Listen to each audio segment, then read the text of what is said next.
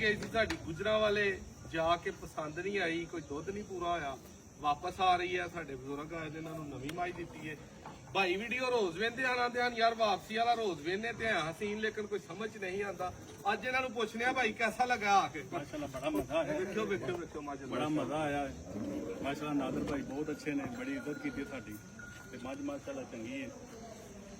ਜਿਹੜੀ ਅੱਗੇ ਗਈ ਸੀ ਭਾਈ ਦੇ ਕੋਲ, ਉਹਨੂੰ ਉਹਦਾ ਦੁੱਧ ਜ਼ਰਾ ਤੁਹਾਨੂੰ ਨਹੀਂ ਪਸੰਦ ਆਇਆ, ਠੀਕ ਹੈ ਦੁੱਧ ਜ਼ਰਾ ਘੱਟ ਸੀ ਤੇ ਇਸ ਵਾਸਤੇ ਜ਼ਰਾ ਉਸ ਤੋਂ ਅੱਛੀ ਲਈ। ਦੋਸਤੋ ਜਿਹੜੇ ਵੀ ਭਾਈ ਸਾਡੇ ਕੋਲ ਜਾਨਵਰ ਲੈਂਦੇ, ਕੋਸ਼ਿਸ਼ ਕਰਿਆ ਕਰੋ ਜਿਵੇਂ ਇਹਨਾਂ ਭਾਈਆਂ ਨੇ ਇੱਕ ਦੋ ਦਿਨ ਚ ਜਾ ਕੇ ਆਖਿਆ ਯਾਰ ਨਹੀਂ ਕੋਈ ਬਿਹਤਰ ਹੈ, 2-3 ਦਿਨ 4 ਦਿਨ ਦੇ ਵਿੱਚ ਪਤਾ ਲੱਗ ਜਾਂਦਾ ਜਾਨਵਰ ਦਾ ਨਵੀਂ ਜਗ੍ਹਾ ਤੇ, 2-3 ਦਿਨ ਬੈਸਟ ਹੁੰਦੇ ਆ, ਚੌਥੇ ਪੰਜਵੇਂ ਦਿਨ ਜਾਨਵਰ ਆਪਣਾ ਆਪ ਦੇ ਦਿੰਦਾ।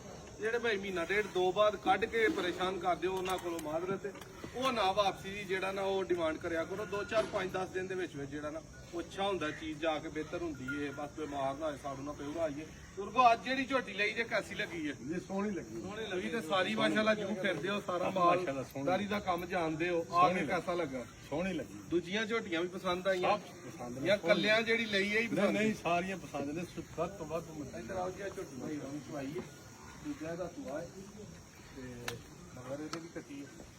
ਦੁੱਧ ਇਸ ਟਾਈਮ ਤੇ ਦੇ ਕੋਲ ਕੋਈ 12-13 ਕਿਲੋ ਹੈ, ਬੋਲਾ ਸੂਈ ਨੂੰ ਤਕਰੀਬਨ ਅੱਜ 5ਵਾਂ ਦਿਨ ਇਨਸ਼ਾਅੱਲਾ ਅੱਲਾ ਦੇ ਫਜ਼ਲ ਨਾਲ 14-15 ਕਿਲੋ ਅੱਛੀ ਸ਼ਾਮ ਤੇ ਦੁੱਧ ਕਰੇਗੀ। ਬਜ਼ੁਰਗੋ ਬਹੁਤ ਸ਼ੁਕਰੀਆ ਤੁਹਾਡੀ ਜੀ, ਮਾਸ਼ਾਅੱਲਾ।